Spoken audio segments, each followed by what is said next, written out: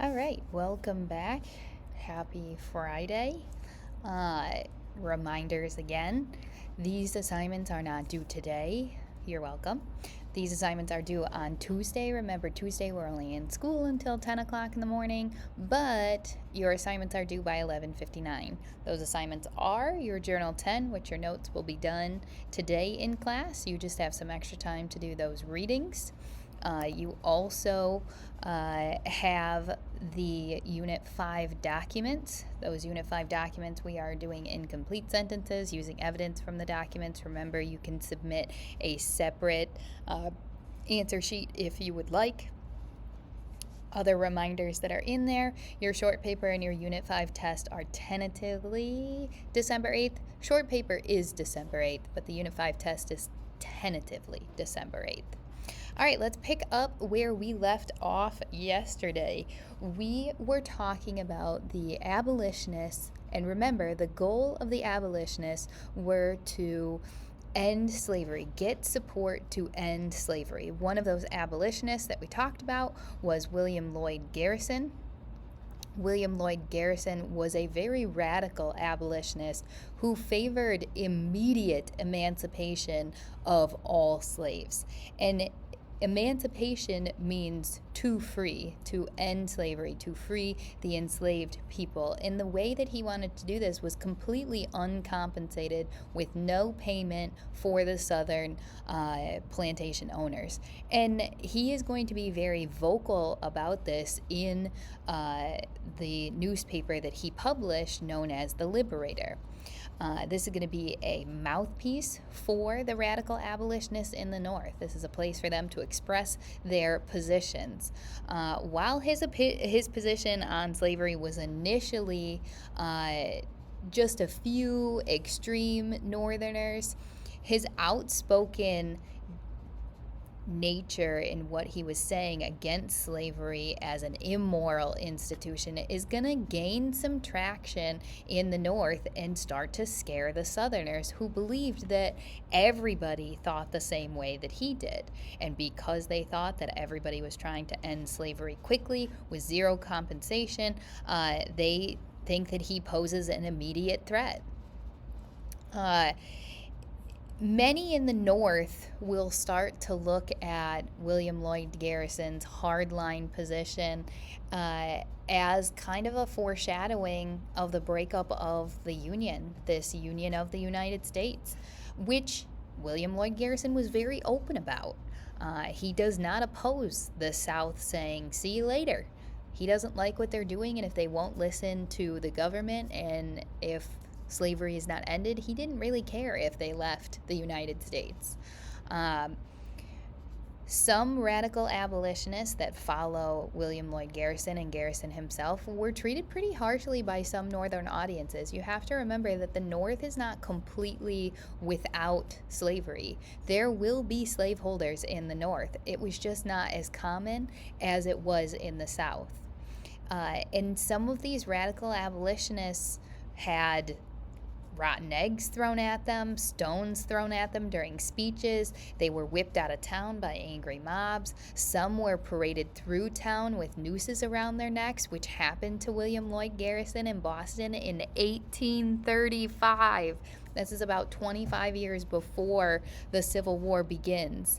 And sometimes these abolitionists were murdered for their outspokenness. In the case of Elijah Lovejoy, one of the quotes by William Lloyd Garrison you see on the screen: "I will be as harsh as truth and as uncompromising as justice. On this subject, I do not wish to think or speak or write with moderation. I am earnest. I will not equivocate. I will not excuse. I will not retreat a single inch, and I will be heard." William Lloyd Garrison, much like some of the other abolitionists of the time, are going to really stick to their position and push for the ending of slavery at all costs. And these abolitionists are going to push us closer to the Civil War, not unjustly so, as he was saying here. Some other events that are going to push us towards the Civil War, we have to pay close attention to John Brown's raid on a federal arsenal in Harpers Ferry, Virginia. Now, if you remember from yesterday, John Brown was one of the leading abolitionists in Kansas that fought against the border ruffians. He leads that Pottawatomie Creek massacre where the first pro-slavery blood is spilled. He is going to continue to be a mouthpiece for the anti-slavery forces, and one of the plans that he had was to lead a slave revolt in the South, and specifically he wanted to get those weapons from a federal arsenal in Harpers Ferry, Virginia. What he's going to attempt to do is raid this federal arsenal, or this place where the federal government keeps all of their weapons, give them to his followers, and some of them were enslaved people, and he's going to try to encourage them to go kill the slaveholders. What's going to end up happening, though, is after Brown seizes the weapons, he and his men are going to be chased into a small building known as John Brown's Fort. Virginia troops are going to seize the fort, arrest John Brown. He's going to stand trial in a federal court for treason because he literally stole weapons from the federal government. And he is going to be found guilty. And what John Brown becomes is a martyr and a hero for the cause. And Southerners view him as a criminal who deserves to be executed. So you have these actions that are kind of building and becoming more violent. Another example is Brooks versus Sumner. Sumner was a Massachusetts leader in Congress. He was a leader of the Republican Party. He gave speeches in Congress on what was happening in Virginia. He is going to be personally attacked by Senator Andrew Butler, saying that he has chosen a mistress, and I mean the harlot slavery. Now, while today we don't find that as much of an insult, when Sumner says this about the senator, Andrew Butler, South Carolina senator, people are going to be rowdy. They see that as a personal attack. The speech is going to go on for 2 days from Sumner of Massachusetts. And the cousin of Andrew Butler in Congress, Senator Brooks, is going to just get sick of it. He is going to physically beat Sumner with a gold-tipped cane until this congressman, Senator Brooks, was physically restrained. And this is insane to think about. We now have senators physically fighting each other in Congress. And what people will say is that this violence between Brooks and Sumner is a bleeding over of what had happened in Kansas. So now not only are we physically fighting amongst the people in the United States, but now we have our congressmen fighting each other.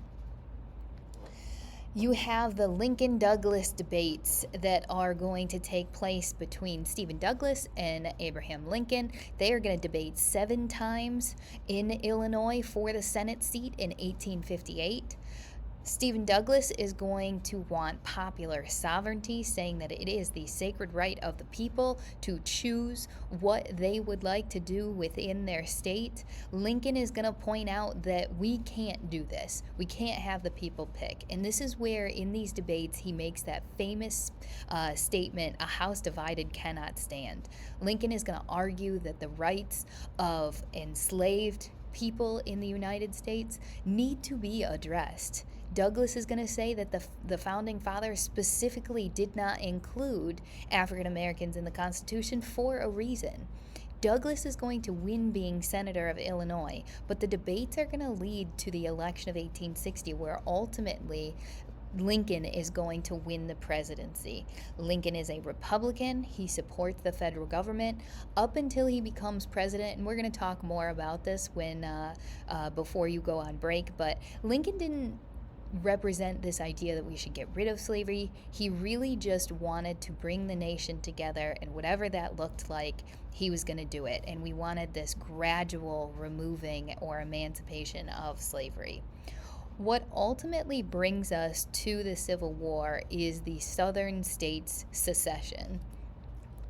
The southern states are going to leave in this order. It should not surprise you that South Carolina is first, but then you can see that from 1860 to 1861, we have the southern states that are declaring that they are no longer a part of the United States. The Constitution doesn't say that they can do this, but they sure thought they could.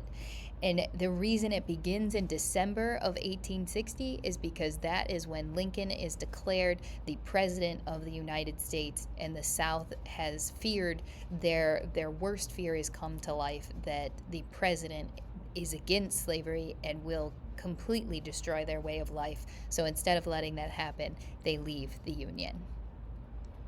All right, we are going to do a quick rundown of the Civil War here, some battle history. Again, the Regents isn't really going to ask you about specific battles. They're more going to ask you the differences between the wars itself.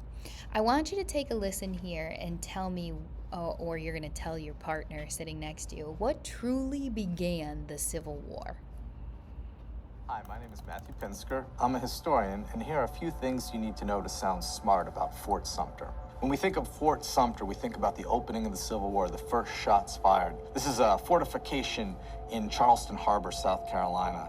And on April 12, 1861, a bombardment began that did initiate the conflict between the Union and the new Confederate States. But really, this story does begin with the secession crisis. Secession starts in December of 1860 in South Carolina. It's a response to Lincoln's election. The Republicans taking power scares a lot of the slaveholding interests in the South.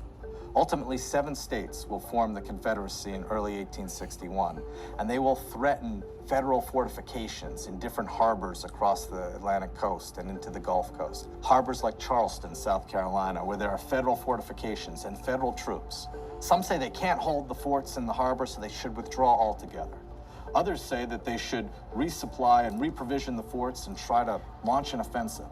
Then there's a middle way, an idea that perhaps if they offer a humanitarian relief, offer provisions but not arms, they might be able to prevent the Confederates from firing on the fort but still have symbolic hold of the fortification in the harbor. That's what Lincoln decides to do. He notifies the Confederate government, which he still doesn't recognize as legitimate, through back channels that he plans to re-provision the fort with humanitarian supplies. The Confederates decide they're not going to allow this to happen. They consider it an aggressive act against their sovereign claims. And so General Pierre Beauregard orders the surrender of the fort. Major Anderson declines to do so. On April 12th, Beauregard's forces begin a bombardment. It's going to last for about 34 hours. During that bombardment, both sides are firing away at each other. No one is killed. But clearly, Anderson and his men don't have enough provisions, supplies, or armaments to hold out against it, and so Anderson is forced to negotiate a surrender. The Confederates took control of Sumter, and this is what launches the American Civil War. Young people. Okay, so turn to your partner, and I'm going to give you about 30 seconds here and discuss what truly began the war.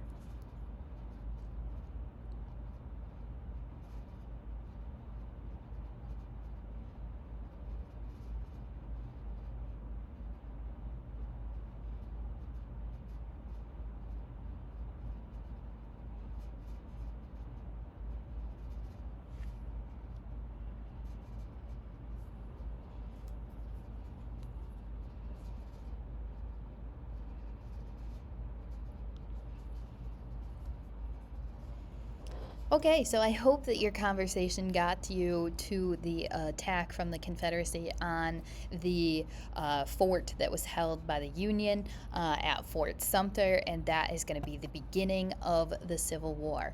Let's look at some sectional differences here between the North and the South.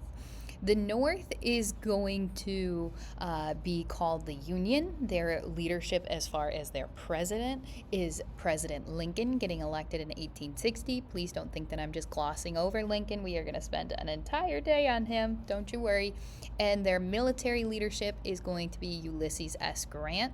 The South is going to call themselves the Confederacy. Remember from when we went over the Articles of Confederation, Remember from when we went over the Articles of Confederation that Confederacy or Confederation, Confederate, is a grouping of states. So they literally called themselves the grouping of states. The Confederacy is going to elect a president who is named Jefferson Davis, and their military leadership will be Robert E. Lee. When we talk strategy, the North versus the South is going to have very different ways or means of how they want to carry out this war. Now, the North is going to attempt what they call the Anaconda Plan. The Anaconda Plan is shown on your screen there, and the goal was to surround the southern states both on water, through the ocean, through the Gulf, and through the Mississippi River, and on land. And once surrounded, they wanted to constrict like an anaconda does. To be able to surround them on the water all the way around, the goal was to cut them off from trading. Remember, the South is a big exporter as far as it goes for their agriculture products, especially cotton. They have to send it out. If the North could surround them and then constrict and cut them off and then begin to close in, then they would win. The goal also for the North was to cut the South in half, cut that Confederacy in half by laying claim to the Mississippi River. If they did not have the Mississippi River, they would not be able to travel. If they could not travel, they could not send goods to their soldiers across the Confederacy. And essentially dividing and conquering is what the North wanted to do with gaining control of the Mississippi. The North also wanted to gain and take over the capital of the Confederacy, which was Richmond, Virginia, kind of like capture the flag. Once you get the flag, you win. Consider the flag in war the capital city. Now, the South had a very different strategy. They wanted to lie in wait. They wanted to wait for the North to come and attack them. That way they could fight on their own land. They thought that if the North had come down to them, it would put a strain on the North, having to travel that far, having to send supplies that far, and that way the South could overwhelm them on their own turf. The South also wanted to execute what's called a war of attrition. War of attrition, the strategy is to attack and retreat, attack and retreat, attack and retreat until your enemy is too tired to go on. So it's this overwhelming strategy of just repeated attacks until your enemy just surrenders. That was their goal. Now, where you can laugh is the South was waiting for Europe to bail them out. The South thought that Europe would be so reliant on the cotton trade that Europe would have to help them, because if the South went down, then where would Europe ever get its cotton from if it didn't get it from the South?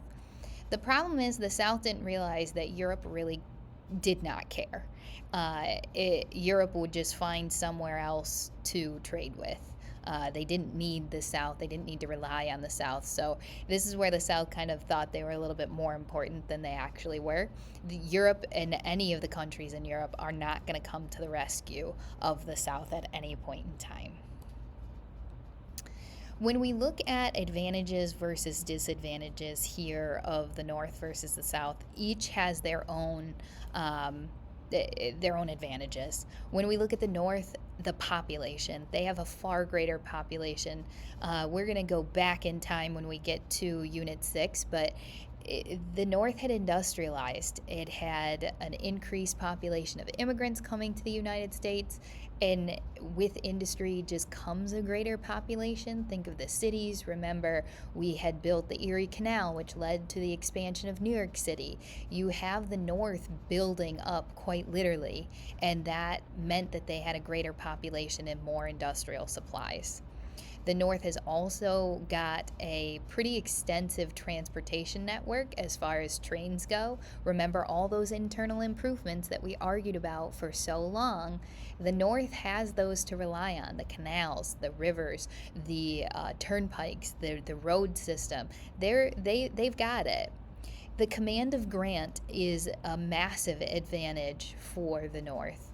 And we also have to look at the motivation. The North is fighting to maintain the Union, to keep this country together, this country that we fought for to be independent not so long ago. They want to maintain it, and that will be a driving force as well.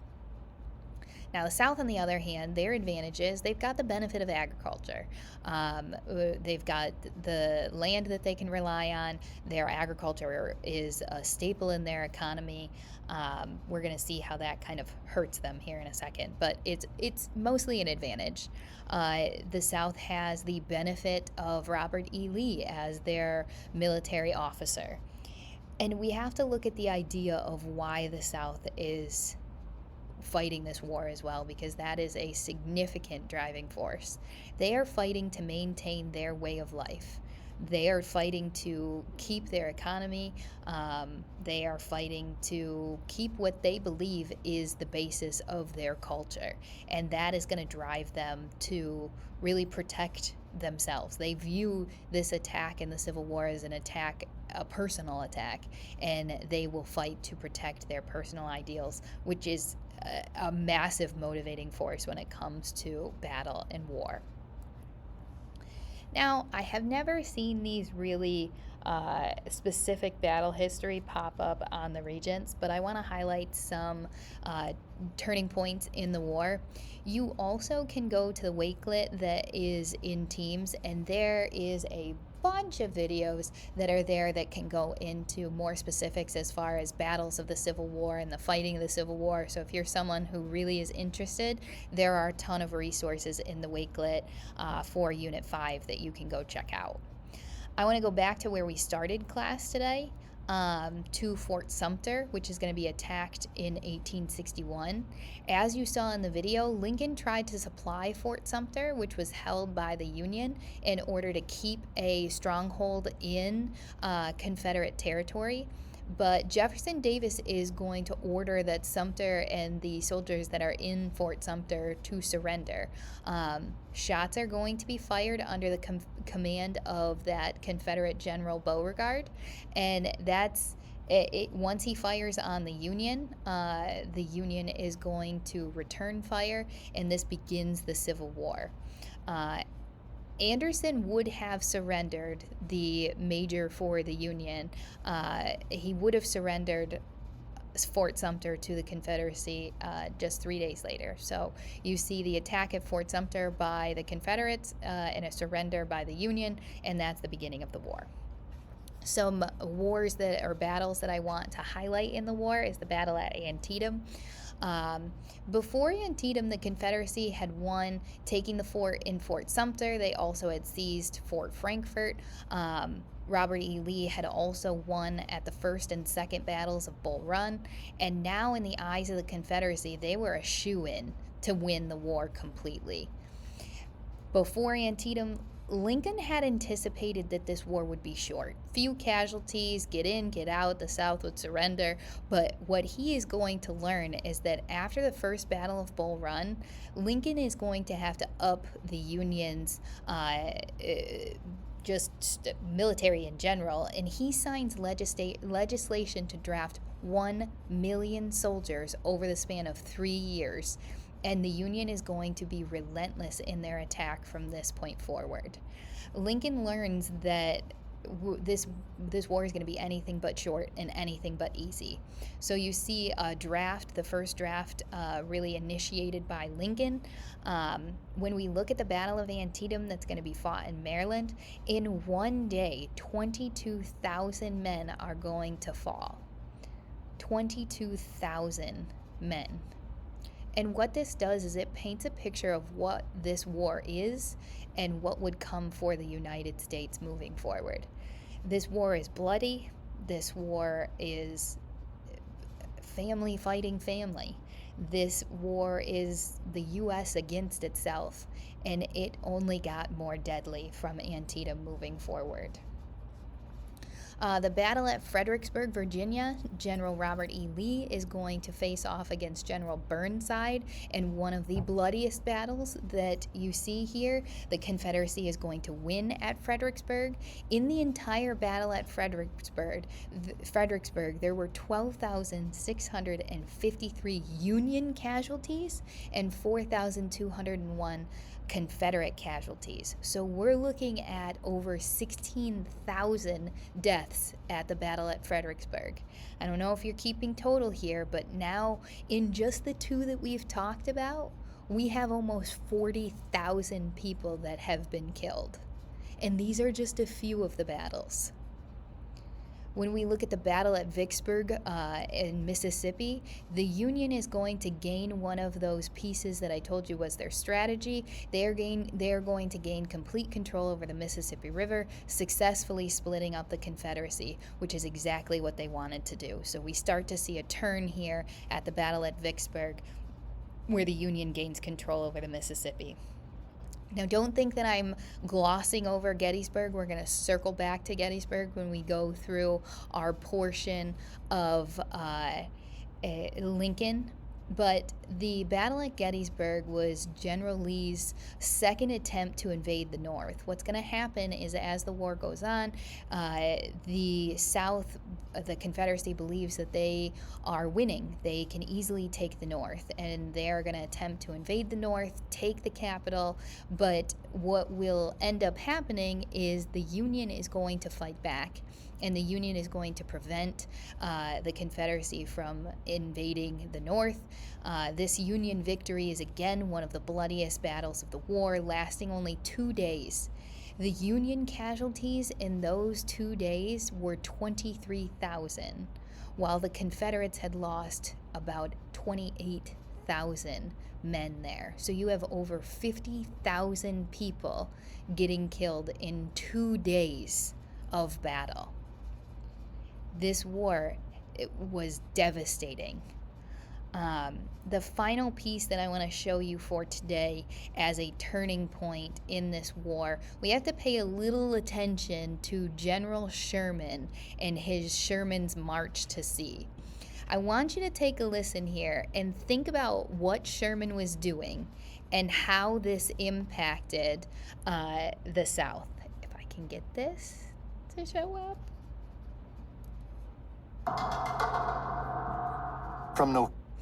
Hold on one second. Technical difficulties. Okay. So again, you are looking for what effect would these tactics of Sherman have on the South? From November 15th until December 21st, 1864, General William Sherman, Uncle Billy as his troops called him, marched more than 60,000 men, 285 miles, from Atlanta to the port city of Savannah, Georgia, during his famous March to the Sea. His soldiers burned buildings, twisted miles of railroad track, and trampled the countryside. General Sherman realized and understood the importance of railroads in the American Civil War. He used them to his troops' advantage, and then he destroyed them. Typically, the destruction of rails by heating them under fires and then putting them around trees became known throughout the South as Sherman bow ties. The Civil War started as a sort of quaint, almost genteel war where the fighting was really between the armies. By 1864, the war had completely changed. Civilians were now fair game, as Sherman proved as he moved through the South. He lived off the civilian population and land. He destroyed everything in his path. On December 21st, 1864, Union soldiers arrived in Savannah, Georgia, to find the city abandoned. General Sherman presented the city and its 25,000 bales of cotton to President Lincoln as a Christmas gift. William Tecumseh Sherman absolutely defines the Atlanta campaign, and he really defines the entire war in 1864. With that soaring northern morale, Lincoln is reelected, and once the political will is in place to prosecute the war to its conclusion, only then does the outcome of the war become inevitable. Okay, so take about 30 seconds here and talk with a partner near you. What effect would the tactics of Sherman have on the South? Think about those Sherman bow ties.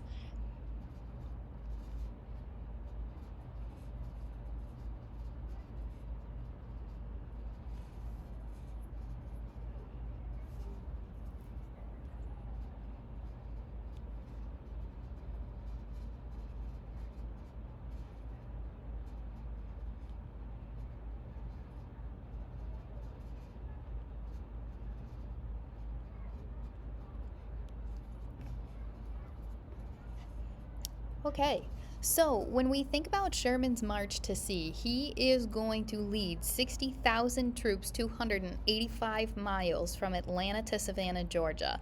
And his tactic is going to be total war to break the morale of the Confederacy. He's going to destroy any railroads, he will burn anything in his path. This is going to leave lasting effects on the South, especially when we get to the end of the Civil War. This is going to hurt their economy. This is going to hurt their rebuilding after the war. But Sherman's idea here was just destroy the morale, because that's all the South really had at this point. They were confident, they thought they could win, and Sherman's goal was to show them that they could not. And when I say this war was brutal, Sherman is who I think of for its brutality. Quick reminder, going into the weekend, I will be back on Monday. We are going to cover Lincoln on Monday. Don't turn your notes in quite yet, because you'll have your notes from Monday on Lincoln.